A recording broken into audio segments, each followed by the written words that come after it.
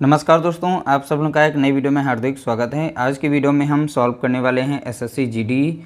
यहाँ पर पेपर जो हुआ है पिछला 2024 में उसको सॉल्व करेंगे और परीक्षा तिथि थी 29/2/2024। ठीक है, किस तरह से प्रश्न पूछे जा रहे हैं वो आप लोगों को यहाँ पर आइडिया लग जाएगा। साथ ही साथ इन सभी की PDF मिलेगी आप लोगों को। वेबसाइट का लिंक जो है डिस्क्रिप्शन में दिया गया है। कम्युनिटी टैब पर भी हम पोस्ट करते रहते हैं विज्ञान के टॉप 20 प्रश्न सुबह और शाम। वहाँ पर जाकर आप क्वेश्चंस को सॉल्व किया करें। देखिए, लेवल जिस तरीके से आ रहा है उसी तरीके से क्वेश्चंस आपके बनाए जा रहे हैं। जितने भी टॉपिक हैं हर एक टॉपिक को कवर करते हुए वेबसाइट पर ही आप लोगों को PDF मिलेंगी, वहाँ पर क्वेश्चंस मिलेंगे सारे देखने को। और यहाँ पर जितने भी वीडियोस चलेंगी वहाँ पर हम लिस्ट कर देंगे उनको भी। साथ ही साथ आप लोगों को वीडियो, क्वेश्चंस और उनके आंसर भी वहीं पर एक साथ में देखने को मिल जाएंगे। तो यानी एक जगह पर आपका समय बचेगा, एक ही जगह पर सारी चीज़ें मिल जाएंगी। तो इससे बेहतर आपका लिए कुछ भी नहीं है। ठीक है, ध्यान रखिएगा। तो वेबसाइट को डेली विजिट करना है। डेली वहाँ पर आप लोगों के लिए क्विज भी दिए जाते हैं। मैथ्स के भी क्वेश्चंस होते हैं और विज्ञान के भी होते हैं। उनके आंसर आप लोग कमेंट बॉक्स में वहाँ पर कमेंट जरूर किया करें। देखिए, पहला प्रश्न लिया गया यहाँ पर, एक वस्तु का अंकित मूल्य 9,900 रुपये है। यदि वस्तु पर 25% की छूट दी जाती है तो वस्तु का विक्रय मूल्य कितना होगा। देखिए, यह प्रश्न पूछा गया था। तो किस तरह से आते हैं, कैसा लेबल है, वो सब आइडिया लग जाएगा। तो सारे प्रश्न अटेंड करने हैं। तो अंकित मूल्य बोला गया यहाँ पर है 9,900, उस पर छूट दी जा रही 25% की। तो हम इसका विक्रय मूल्य पूछा गया, तो विक्रय मूल्य निकाल लेंगे। तो 25% को लिख सकते हैं 25/100 लिख सकते हैं। ठीक है, तो यानी यह कह रहा है, अब यहाँ पर इसे काटना चाहे काट सकते हैं। तो 25 से कम 25, 25 चौका 100, यानी 4 यूनिट पर छूट कितने की हो रही है, 1 यूनिट की। तो इसे माइनस में हो जाएगा, यानी 4 की वस्तु को अब सेल किया जा रहा है, 3 में सेल किया जा रहा है। तो ये इसका अंकित मूल्य हो गया। और अंकित मूल्य के बाद यहाँ पर कितना हो गया, ये विक्रय मूल्य हो गया। तो अंकित मूल्य यहाँ पर दिया गया है कितना है, तो आप बताएंगे यहाँ पर 9,900 दिया गया है, जैसा देख सकते हैं यहाँ पर बोला गया है। तो 4 यूनिट का मान यहाँ पर कितना हो गया, 9,900 हो गया। ठीक है, अब देखिए 4 यूनिट बराबर, तो 4 से इसको भाग दे देंगे तो गुणे आ जाएगा। तो 4 यूनिट बराबर यहाँ पर कितना था, 9,900 था। अब 4 से इसे भाग देंगे तो 1 यूनिट का मान हम निकाल सकते हैं। तो 1 यूनिट का कितना होगा, 4 दूनी 8 हो जाएगा। 4 चौके यहाँ पर कितना हो जाएगा, 4 दूनी 8 हो गया, 1 बचा। 4 चौके यहाँ पर हो जाएगा 16। ठीक है, अब बचेगा यहाँ पर कितना, 3, 4 सते 28 और 4 पंचे 20। तो कितना आ जाएगा, 1 यूनिट का मान इतना हो गया। 4 यूनिट से अब इतना कैसे बना, तो यहाँ पर ये 2,475 गुना किया गया है। ठीक है, तो जब इतना गुना यहाँ पर 1 यूनिट का मान है तो यहाँ पर भी इसी तरीके से करेंगे। तो 2,475 से यहाँ पर गुणा कर देंगे। 3 पचे 15 के 5 हो जाएगा, मतलब 1, 3 सत्ते 21 और 1 कितना हो गया, 22 का 2 बचेगा। 3 चौके 12, 2 कितना हो गया, 14 हो गया, बचा 1, 3 दूना 6, 7। तो यहाँ पर मिलेगा हमें राइट आंसर कितना, 7,425 मिल जाएगा इसका विक्रय मूल्य। तो विक्रय मूल्य का यूनिट कितना था, 3। तो विक्रय मूल्य हमारा निकल आया है। ऑप्शन यहाँ पर सी राइट आंसर हो जाएगा 7,425। अगला प्रश्न पूछा गया, एक मोबाइल फ़ोन के मूल्य में 15% की वृद्धि होती है। ठीक है, और नया मूल्य दिया गया, यहाँ पर नया मूल्य 11,500 हो जाता है। तो वास्तविक मूल्य बताइए, यानी शुरुआत का हमें बताना है। तो वास्तविक मूल्य हम कैसे पता करेंगे। पहली बात, यहाँ प्रतिशत वृद्धि दी गई है, यानी 15% की वृद्धि है। तो इसे लिख सकते हैं 15/100 लिख सकते हैं। ठीक है, 5 से कट रही है, 5 यहाँ 15 लग जाएगा, 5 दूना 10, 1 0, यानी 20 की वस्तु पर यहाँ पर वृद्धि कितने की हो रही है, 3 की। तो ये प्लस कर देंगे। तो 20 की वस्तु अब कितने की बिक रही है, तो आप बताएंगे 23 की बिक रही है। ठीक है, तो ये इसका पुराना मूल्य हो गया और यहाँ पर इसका नया मूल्य हो गया। ठीक है, तो यहाँ नया मूल्य। तो इसमें बोला गया वास्तविक मूल्य बताइए। तो वास्तविक बोला गया, यानी कि पुराना पूछा गया यहाँ पर है। ठीक है, और यहाँ पर नया दिया गया है, नया मूल्य हो जाता है, यानी 23 यूनिट का मान कितना दिया गया यहाँ पर है, तो आप बताएंगे 11,500 दिया गया है। ठीक है, अब 11,500 कैसे बना है, तो इसे 23 से इसको भाग दे देंगे। तो जितनी बार यहाँ पर गुणा किया गया है, गुना है, वो निकल आएगा। 23 से जब भाग देंगे तो ये 5 बार में यहाँ पर लग जाएगा, प्लस यहाँ पे 2 0, यानी 500 गुना है। अब गुणा करके यहाँ पर देख लीजिए। तो 23 में जब 500 से गुणा करेंगे तो कितना मिलेगा, 11,500 मिलेगा।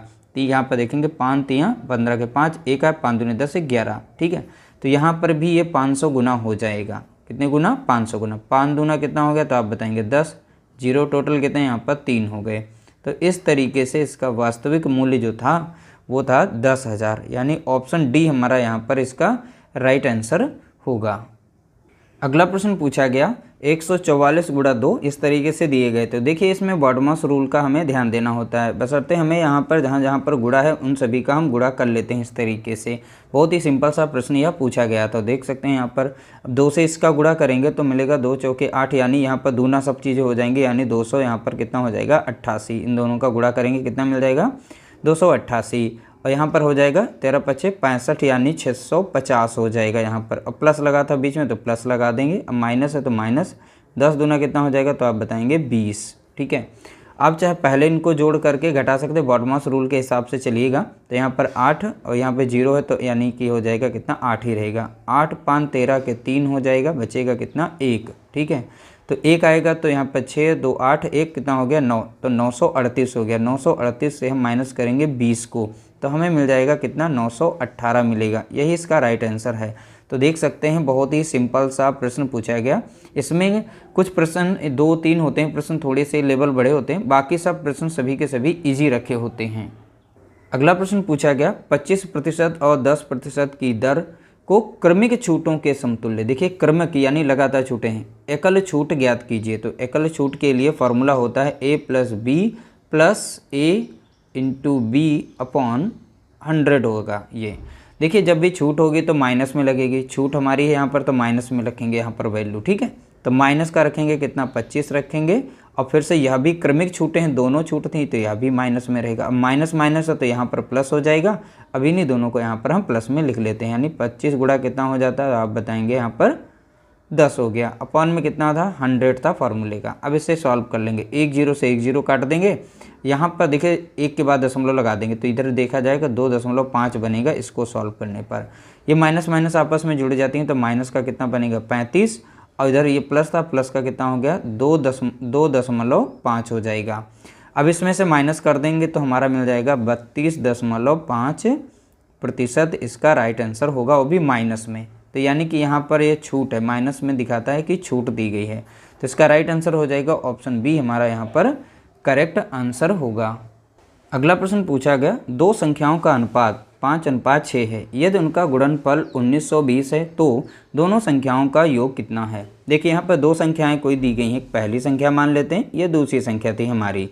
तो हमारी पहली संख्या बन जाएगी कितनी 5x बना लेंगे, दूसरी संख्या हम यहाँ पर 6x बना देंगे। तो अनुपात दिया गया x को चिपका देंगे, तो इस तरीके से 2 संख्याएं हमारी बन गई हैं। तो बोला गया उनका गुणनफल, बहुत ही सिंपल सा प्रश्न पूछा गया था। 5x हो जाएगा गुणे यहाँ पर कितना हो जाएगा 6x हो जाएगा, बराबर दिया गया उनका गुणनफल जो दिया गया है वो 1920 दिया गया है। तो 5 6 का कितना होता है तो आप बताएंगे 30 होता है। x था तो x की पावर 2 बन जाएगी, तो यहाँ पर रहेगा 1920। अब डायरेक्टली यहाँ पर काट देंगे, 0 से 0 काट देंगे, 3 से कट रहा है, 3 कम 3 कट जाएगा, और 3 छक्के 18 और 3 चौके 12, यानी यहाँ पर मिलेगा x² बराबर कितना 64। तो x बराबर कितना हो जाएगा तो आप बताएंगे √ यहाँ 64, यानी अब इसका वर्गमूल कितना बन जाएगा तो आप बताएंगे 8, यानी x बराबर हमारा निकल चुका है कितना है 8। तो पहली संख्या हमारी यहाँ पर कितनी है देखेंगे, 5 गुणे कितना हो जाएगा, x की वैल्यू हमने निकाली 8 तो संख्या निकल आएगी। यहाँ पर 6 गुणा कितना हो जाएगा 8 हो जाएगा, 6 8 कितना हो गया तो आप बताएंगे 48, 5 कितना हो गया तो 40। तो बोला गया था दोनों संख्याओं का योग कितना होगा। अब इन दोनों का योग कर देंगे, जब इन दोनों का योग करेंगे तो आपको मिलेगा कितना 88 मिलेगा। कितना मिल जाएगा 88। तो 88 इसका राइट आंसर हो जाएगा, यानी ऑप्शन डी हमारा यहाँ पर करेक्ट आंसर होगा। अगला प्रश्न पूछा गया 480 के, अब यहाँ पर कर लीजिएगा 55%, 5 एक मिस्टेक हो गई, ठीक है। 95% में क्या जोड़ा जाए ताकि प्राप्त संख्या 810 के 70% के बराबर हो जाए। तो इसको लिखना कैसे, देखिए यहाँ पर बोला गया है 480 के 95%, यानी 95 बटा हम लिख सकते हैं 100, बराबर बोला गया है 810 के 70%, यानी 70 बटा कितना हो जाएगा 100 हो जाएगा। यहाँ पर इस तरीके से क्या जोड़ा जाए बोला गया था, क्या जोड़ा, तो हम इसमें यहाँ पर x को जोड़ लेंगे। तो कितना हो जाएगा 480 गुणे 95 बटा 100 प्लस x, इसमें बोला गया था में क्या जोड़ा जाए, तो यहाँ पर हमने जोड़ दिया। अब इसे सॉल्व करेंगे, 1 0 से 1 0, 1 0 से 1 0, तो यहाँ पर अगर देखें 7 कम 7 हो जाएगा और 7 8 56 हो जाएगा। इस साइड में यहाँ पर 1 0 मिल रहा था, 1 0 मिल रहा है, हम काट देते हैं, ठीक है। अब यहाँ पे 2 से काट सकते हैं, 2 दूना 4 हो जाएगा, 2 चौके 8 और 2 पंचे 10 हो जाएगा, 5 से ऊपर कट जाएगी, 5 एकम 5 और 5 एकम यहाँ पर लग जाएगा, 5 एकम 5 और 5 9 45। तो इस साइड में बचा कितना, तो आप बताएंगे 24 गुणा बचा है कितना 19 बराबर, सॉरी यहाँ पर होगा x होगा प्लस में, ठीक है, प्लस में x था तो प्लस में x होगा, बराबर में रहेगा 567 रहेगा। इन दोनों का यहाँ पर जब हम गुणा कर लेते हैं, ये जो संख्या हमारी दी गई थी इनका जब यहाँ पर गुणा करेंगे तो यहाँ पर मिल जाएगा 456 मिलेगा। कितना मिल जाएगा 456 मिलेगा यहाँ पर 456। अब प्लस में यहाँ पर x रहेगा, बराबर में रहेगा 567 रहेगा। तो x बराबर निकालना होगा तो 567 तो इधर रहेगा, ये प्लस में तो इधर आ जाएगा माइनस में, यानी 400। यहाँ पर 56 को माइनस करेंगे, अब 6 से जाएगा, इस तरीके से 111 मिलेगा। तो इसका राइट आंसर कितना हो जाएगा, तो आप बताएंगे 111, यानी ऑप्शन डी हमारा यहाँ पर करेक्ट आंसर होगा। अगला प्रश्न पूछा गया, देखिए इस तरीके से प्रश्न जब भी आएँ तो आप लोगों को बहुत ही सावधानी से करना होता है। आंसर बहुत ही जल्दी निकलता है, लेकिन अगर सावधानी नहीं रखेंगे, बॉडमास रूल नहीं अप्लाई करेंगे तो आपका आंसर गलत हो सकता है। आप कैसे इसे सॉल्व करेंगे, देखिए जब भी इस तरीके से दो संख्या मुझे का लग जाए तो यानी सबसे पहले वहाँ पर गुणा लगा के इनको सॉल्व कर लो। वैसे रूल होता है हमारा है भाग फिर गुणा फिर जोड़ घटाना, लेकिन जब भी का आ जाता है तो उसको सबसे पहले उस पोर्शन को सॉल्व किया जाता है। तो यहाँ पर हम इस तरीके से गुणे का निशान लगाएंगे, यानी 88 बटा अब लिखेंगे 3 और गुणे में रहेगा यहाँ पर 63 और बटे यहाँ पर रहेगा 56। अब इसे हम सॉल्व करेंगे यहाँ पर सबसे पहले, ठीक है। अब यहाँ पर रहेगा 102 बटे 33 हो जाएगा, इंटू का हो जाएगा 11 बटे कितना 34। तो मैंने यहाँ पे का की जगह पे गुणा रखा है। अब इन सभी को पहले सॉल्व करेंगे, इनको भाग तो बाद में जाएगा, ठीक है, ध्यान रखिएगा। 3 एकम 3 कट जाएगा, यहाँ पर 3 दूना 6 और 3 एकम 3 कट गया। अब 7 से संख्या कट रही है, 7 तियाँ 21 हो जाएगा और 7 8 56 हो जाएगा। तो 8 एकम 8 हो जाएगा, यहाँ पर 8 से जाएगा 11 बार में, तो 11 तियाँ कितना बना, तो आप बताएंगे 33 बना। भाग का साइन था, भाग लगा देंगे। अब यहाँ पर सॉल्व करेंगे, 11 एकम 11 और 11 तियाँ 33 कट गया, ठीक है। 34 एकम 34 कट जाएगा और 34 तियाँ होता है कितना, तो आप बताएंगे 102 होता है। 34 तियाँ कितना होता है 102। 3 एकम 3 कटेगा, 3 एकम 3 कट जाएगा, तो यहाँ पर बचा कितना 1। तब 1 से इसको 33 को भाग देंगे तो हमको 33 ही आंसर देखने को मिलेगा। तो इस तरीके से इसका राइट आंसर है ऑप्शन पहला, यहाँ पर करेक्ट आंसर है। अगला प्रश्न पूछा गया, देखिए कितने छोटे छोटे प्रश्न पूछे जाते हैं। एक आयत का परिमाप यानी पेरीमीटर इसका दे रखा है, कितना दे रखा है 22 सेंटीमीटर का, और लंबाई 1 सेंटीमीटर है, यानी लेंथ इसकी दे रखी है 1 सेंटीमीटर। आयत का क्षेत्रफल बताइए। देखिए एरिया पूछा गया है, तो एरिया होता है L इंटू बी होता है, लेकिन परिमाप दे दिया गया तो पेरीमीटर बराबर होता है 2L प्लस बी होता है, ठीक है। तो पेरीमीटर दिया गया, यानी परिमाप दिया गया कितना है 22 यहाँ पे दिया गया है, 2 हमारा फॉर्मूले, L हमारा कितना है यहाँ पर 1 है, प्लस में कितना है B हमारा है, ठीक है। अब 2 से संख्या इधर कट जाएगी, 2 कम 2 कटेगा, 2 कम 2 यानी 11 इधर आ जाएगा, ठीक है। तो इधर बचा 11। अब इस साइड में कितना बचा L प्लस, सॉरी L की जगह पे 1 था, हमने रख दिया ना, L बराबर कितना 1, तो 1 प्लस कितना हो गया B। अब 1 प्लस में इधर आ जाएगा माइनस में, तो 11 से 1 घट जाएगा तो कितना बचेगा 10, यानी B बराबर कितना हो गया 10। इसकी ब्रथ भी निकल चुकी है, तो ब्रथ हमने निकाल ली, कितनी आ गई है 10 आ गई है, ठीक है। अब यहाँ पर एरिया निकाल लेंगे, लेंथ हमारी कितनी है तो बताएंगे 1, ब्रेथ हमारी कितनी निकल के आएगी 10, तो यहाँ पर कितना हो गया 10 कम 10, यानी एरिया कितना निकल आया, तो आप बताएंगे 10 सेंटीमीटर स्क्वायर, यानी ऑप्शन हमारा यहाँ पर बी करेक्ट आंसर हो जाएगा। अगला प्रश्न पूछा गया, एक व्यक्ति एक पेंसिल को 30% लाभ पर बेचता है, तो कितने प्रतिशत लाभ पर 30। यदि वह इसके विक्रय मूल्य में 200 रुपये की कमी कर दे, बोला कि 200 रुपये अगर वो कम कर दे तो उसे 10% की हानि होती है। तो पेंसिल का प्रारंभिक विक्रय मूल्य बताइए। तो प्रारंभिक विक्रय मूल्य यहाँ पर हमें बताना है, जो यहाँ पर 30% लाभ पर बेच रहा है। तो देखिए यहाँ पर जो इनका लाभ और हानि का जो अंतर दिया गया है, यहाँ पर 200 दिया गया है। तो इस तरीके से जब भी आएगा तो लाभ और हानि को आपको जोड़ना है। तो 30 और 10 को जोड़ेंगे तो कितना मिलेगा 40%। तो 40% वैल्यू बराबर हो जाएगी किसके 200 के। तो 1% का मान यहाँ पर हम निकाल लेंगे, तो 200 बटा कितना हो जाएगा, तो आप बताएंगे यहाँ पर 40। तो 0 से 0, 4 कम 4, 4 पंचे 20। तो 100% की वैल्यू कितनी आ जाएगी, तो यानी CP हम यहाँ पर निकालेंगे, इसका कितना 5 गुणा हो जाएगा कितना 100, यानी कि 500।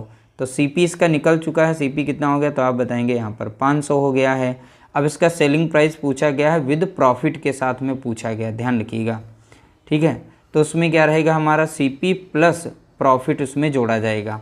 तो प्रॉफिट हमने निकाला नहीं है, हम डायरेक्टली प्रॉफिट निकाल सकते हैं, उसका सेलिंग प्राइस क्या है। तो प्रॉफिट परसेंट हमें पता है, इसका 30% लाभ पे बेच रहा था, तो इसी 500 का हम यहाँ पर निकाल देते हैं डायरेक्टली 130% लगा के, ठीक है। तो हमारा आंसर आ जाएगा। तो 2 जीरो से हम 2 जीरो काट देंगे, 13 पचे कितना हो गया, तो आप बताएंगे 65 और 1 जीरो था। तो इस तरीके से उसका जो विक्रय मूल्य था, प्रारंभिक विक्रय मूल्य, वो 650 रुपये था। कितना था, 650। तो इसका राइट आंसर हो जाएगा ऑप्शन बी, हमारा यहाँ पर करेक्ट आंसर होगा। अगला प्रश्न पूछा गया, देख सकते हैं, बहुत ही सिंपल सा प्रश्न पूछा गया। लिखा है ए के किस मान के लिए, यहाँ पर ए का हमें मान बताना है, जो कि ये संख्या यहाँ पे दी गई 8 से विभाज्य है, ठीक है। तो देखिए, जब भी 8 से हम विभाजित करेंगे, आगे चाहे जितनी बड़ी संख्या हो, चाहे जितने बड़े अंक इसमें हों, उसे कोई मतलब नहीं, हमें केवल लास्ट के हमें 3 से मतलब है। तो यानी 400 यहाँ पर देखेंगे, और यहाँ पर लिखा 4, 5 और ए के स्थान पर हमें वो संख्या बतानी है, ठीक है। तो बारी बारी ऑप्शन से हम चेक कर लेते हैं। देखिए, 8 पंचे 40 तो लग जाएगा, इसमें बचेगा कितना यहाँ पर 5, ठीक है। तो 5 पर अगर 4 रखते हैं, क्या 8 के पहाड़ा में क्या 54 आता है, नहीं आएगा। 5 आता है, 55 आता है, 8 के पहाड़े में नहीं आता। अगर 6 रख देते हैं इसके स्थान पर, तो यहाँ 556 बनेगा, 456 बन जाएगी संख्या। अब 8 से भाग दे दो, यहाँ पर 8 कम 8 लगेगा, और 8 पंचे यहाँ पर 40 लग जाएगा, और 8 सती 56, यानी कि हमारा ऑप्शन सी यहाँ पर राइट आंसर हो जाएगा। तो नहीं, ए के स्थान पर क्या आएगा, तो आप बताएंगे 6, ठीक है। तो 8 से जब भी डिवाइड करें तो लास्ट की संख्या, यानी जितनी भी संख्या उसमें 3 अंक लेने हैं, 3 अंक को डिवाइड कर देना है। अगर वो कट गए तो यानी पूरी 8 से वो संख्या कट जाती है। अगला प्रश्न पूछा गया, ए किसी काम को 4/5 भाग 10 दिनों में पूरा कर सकता है। बी ए से 5 गुना कुशल है, बी अकेले उसी काम को कितने दिनों में पूरा करेगा। देखिए, यहाँ पर लेवल बहुत ही ज़्यादा हाई नहीं आते हैं, तो ध्यान रखिएगा, जो भी लेवल हम पढ़ा रहे हैं वो थोड़ा सा बढ़ा हुआ लेवल होता है, कोई दिक्कत नहीं है, आप उन्हें अटेंड कर सकते हैं, ठीक है। देखिए, ए जो काम कर रहा है, तो ए यहाँ पर काम कर रहा है कितना, 4/5 भाग कर रहा है वो 10 दिन में, ठीक है। अब ए पूरा काम कितने दिनों में करेगा, तो 10 गुणा कितना हो जाएगा, नीचे की वैल्यू ऊपर, ऊपर की इस साइड की वैल्यू इधर आ जाएगी, ठीक है। तो ऊपर हो जाएगा कितना 5, और नीचे कितना हो जाएगा, तो आप बताएंगे 4। तो यहाँ पर हो जाएगा कितना, यहाँ पर 50 बटे कितना होगा 4। तो ए जो है पूरा कार्य 50/4 दिन में वो कंप्लीट कर लेगा, पूरा का पूरा कार्य। अब यहाँ पर बोला गया है बी जो है ए से 5 गुना कुशल है। जो बी है ए से, ए को अगर 1 मानते हैं तो यहाँ पर 5 हो जाएगा, तो इनका अनुपात निकालेंगे, इनकी क्षमता हमने निकाल ली यहाँ से, ठीक है। यानी बी जो है ए से 5 गुना अधिक कुशल है, तो बी वैसे भी 5 गुना अधिक कुशल हो गया। देखिए, यहाँ पर ए का टोटल यहाँ पर वो कार्य इतने दिनों में कर सकता है, और ए की क्षमता भी दी गई है, तो यहाँ से हम टोटल वर्क निकाल सकते हैं। इस पर हमने बहुत सारे वीडियो बनाए हैं, आपने देखा नहीं है तो इसे अटेंड नहीं कर पाएंगे, अगर देखा है तो आप यहाँ पर आसानी से सॉल्व कर लेंगे। टोटल वर्क में ए की क्षमता से, यानी ए की या बी की जिसकी भी वैल्यू दी जाती है, उनकी एफिशिएंसी से गुणा किया जाता है उनके यानी लगने वाले दिनों से, यानी कुल दिन जितने दिन में वो कार्य को कंप्लीट कर रहा है। तो यहाँ पर ए की क्षमता है कितनी, यहाँ पर देखेंगे ए की क्षमता है कितनी, 1 है, ठीक है।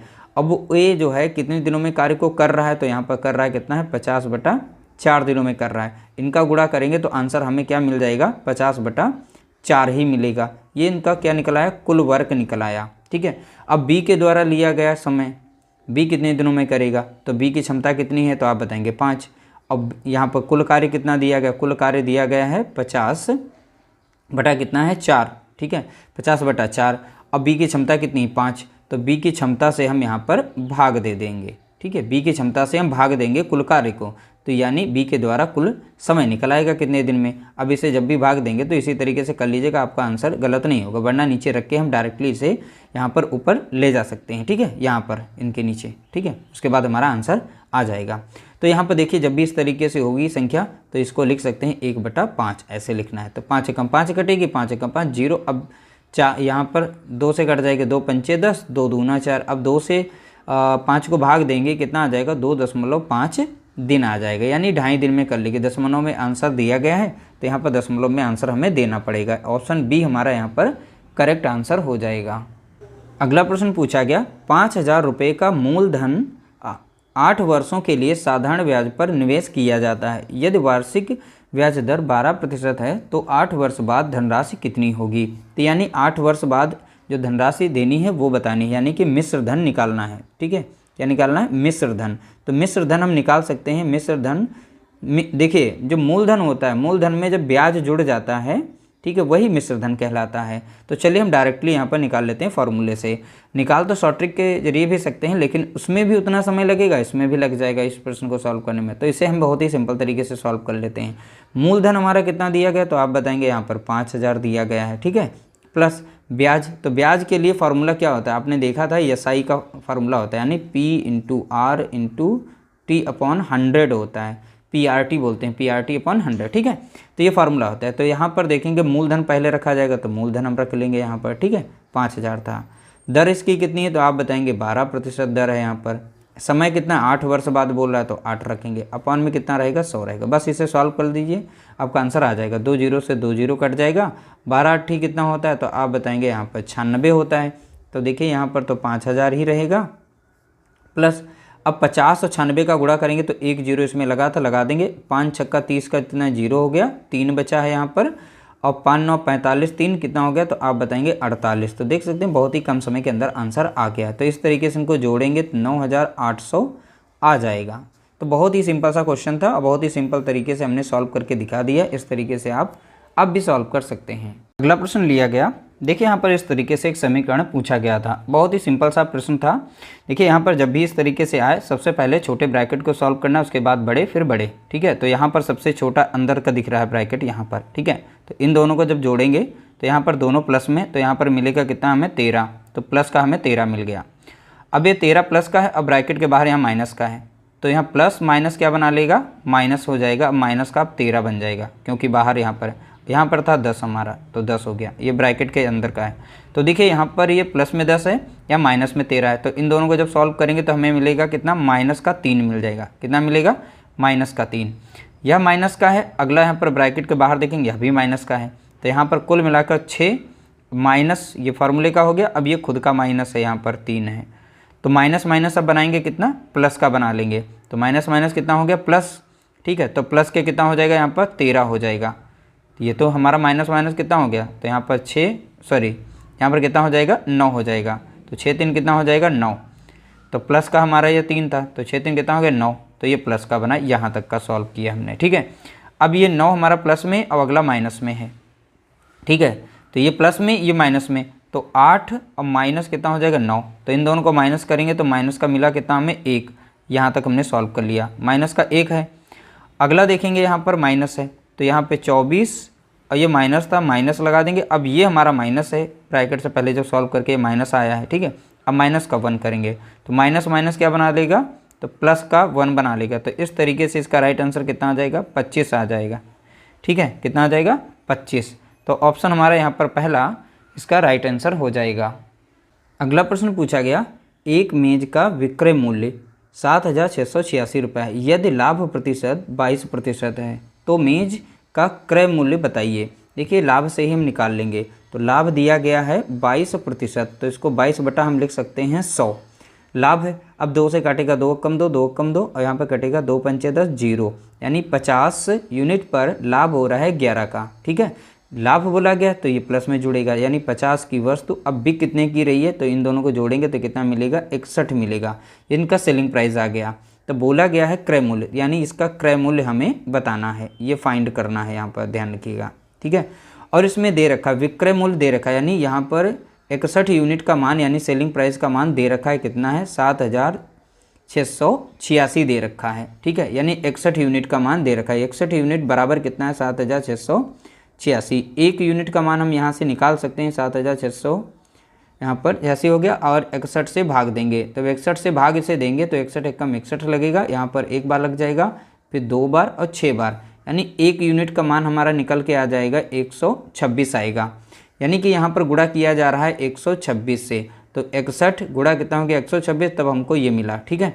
तो यहाँ पर जब भी हमें यहाँ पर क्रय मूल्य निकालना होगा तो जितने से यहाँ गुणा किया गया उतने से हम यहाँ पर भी गुणा कर देंगे। तो 1 0 था, 1 0 लगा देंगे, 5 छक्का 30 का 0 आएगा, 3 5 दूना 10, 10 3 कितना हो जाएगा 13, 1 बचेगा, 5 एकम 5 1 6, यानी 6300 इसका राइट आंसर हो जाएगा। ऑप्शन यहाँ पर हमारा पहला करेक्ट आंसर होगा।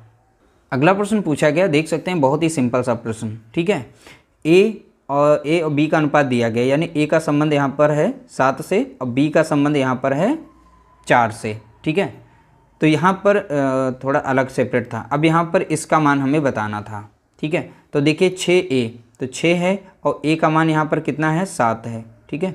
प्लस b है, तो b का मान कितना यहाँ पर है, a का मान 7 है, b का मान कितना है 4 है यहाँ पर, ठीक है। तो ये ब्रैकेट में था, हमने कर दिया, अनुपात लगा था।